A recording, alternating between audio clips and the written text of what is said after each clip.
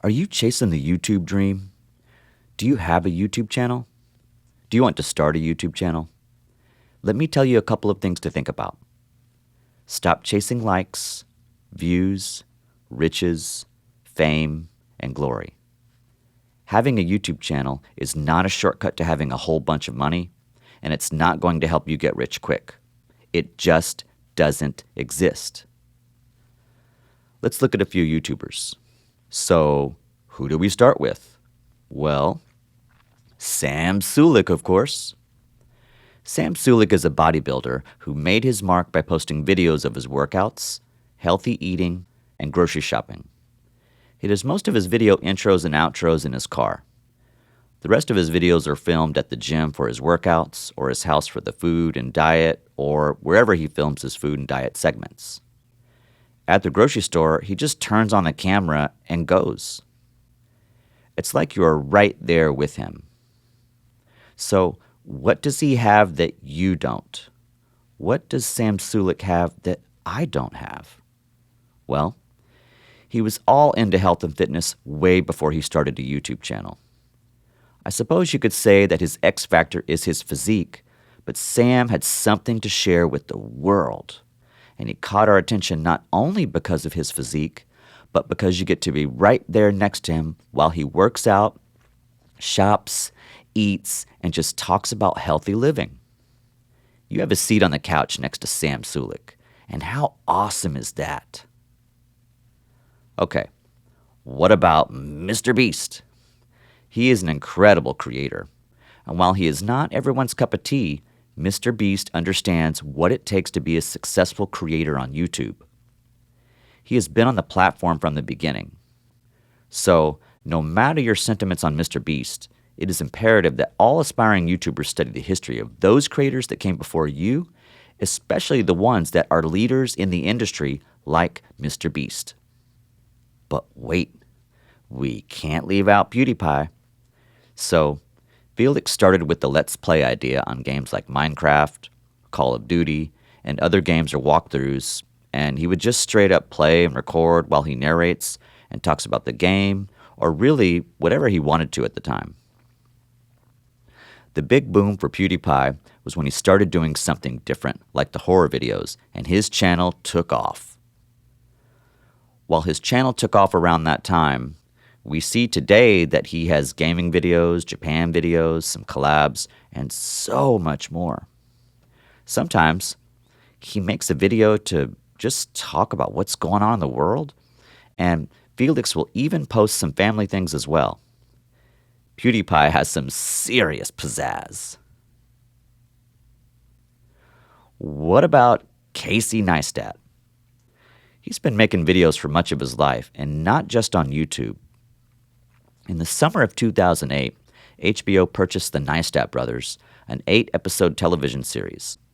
Each of the 8 episodes is made up of short stories about the brothers' lives. The show premiered on HBO in the summer of 2010. Even before the HBO special, Casey worked on other video projects and films. Casey started to post daily vlogs on YouTube in the spring of 2015. His style and flow really captivated so many of us, and his channel took off. But make no mistake, he worked very hard to get there. I mean, who is the go-to person for vlogs on YouTube? It's Casey Neistat. So, what do these YouTubers all have in common? They all worked hard. I mean, really, really hard. Nothing was given to them. It only seems that way, or maybe appears like they blew up overnight, but that's not the case. When you look at the timelines, they all made tons of videos on YouTube, and for some of them, there was some video work put into other projects or platforms before YouTube. If you have a passion for creating videos and sharing them on YouTube, just do your thing. Oh, wait, but why even listen to me? Who am I to give advice? Let me tell you something on the real. I'm a music professor that works at a college. My purpose for YouTube is simple. I'm a music professor, and I post tutorial videos for students that are taking my classes like music appreciation, American music, and applied percussion. I'll post videos about percussion things, And there may be concerts that I do with my students, or maybe a concert that I play with a professional jazz or rock group. I play and perform as a full-time member with the Valley Symphony Orchestra as well, and it's a blast. Sometimes I will post videos of the music I am learning on my YouTube channel, whether it's jazz, rock, or symphonic. So, you have to ask yourself this question. Why are you here on YouTube? Why do you want to have a channel? Is it fun? Is it exciting? Absolutely. Do you enjoy it? Do I enjoy it? Of course. And I hope that you do too.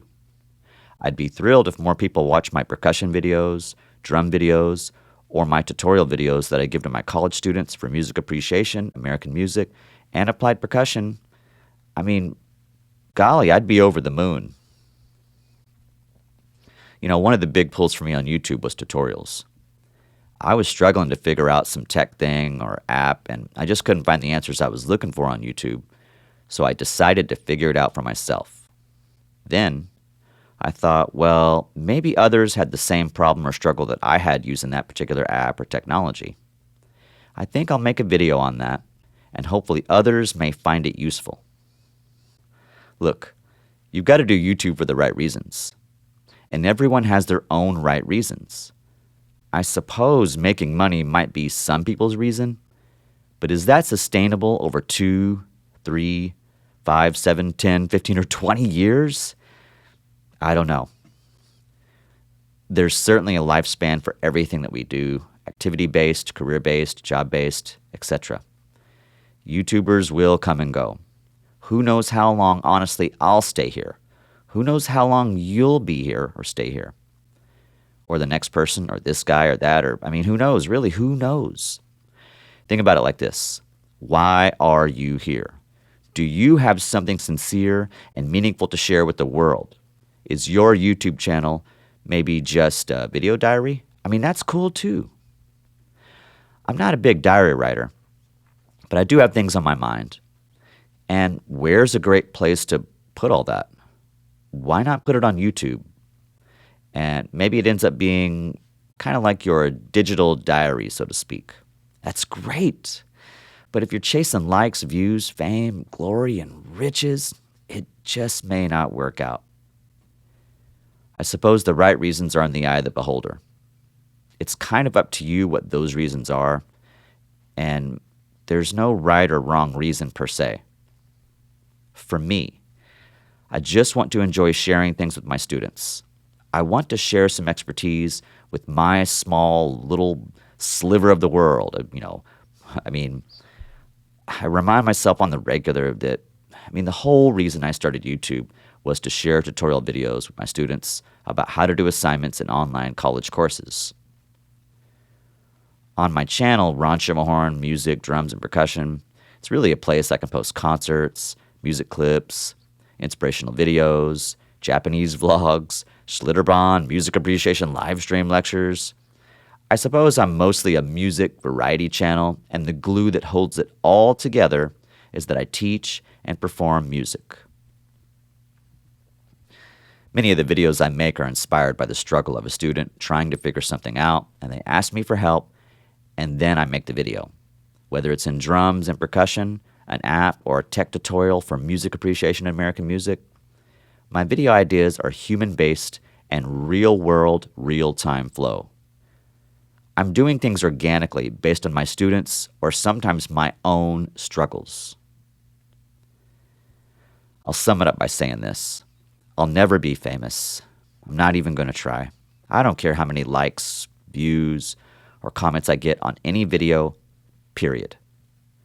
I run a music education channel, and I doubt my channel will ever get monetized, and that is not and will never be my goal.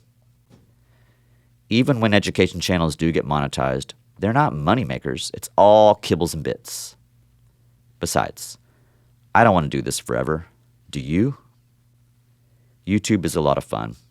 And what makes it fun is when creators just stop caring about all this metric business and just make videos that you want to create or videos that help people.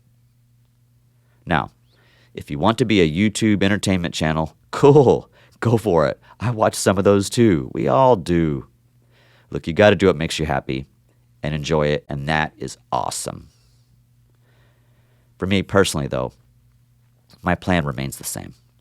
I'll continue making videos that students in my college courses need, but I will also create videos that are just plain fun. While occasionally I might just sprinkle in some music concerts. Oh, and speaking of concerts, I need to go practice some drums and percussion. I've got quite a few concerts coming up myself. Thanks for watching. I'm Professor Ron. Enjoy your life. Enjoy the music. And I'll see you in the next one.